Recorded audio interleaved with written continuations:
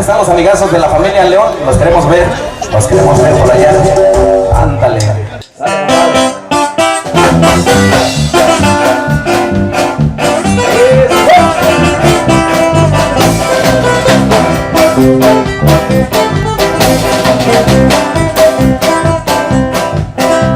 A orillas del río Bravo, en una sierra escondida,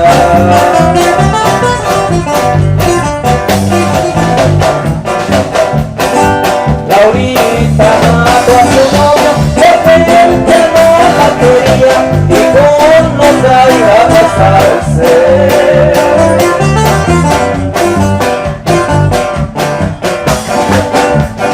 Todas porque las quería.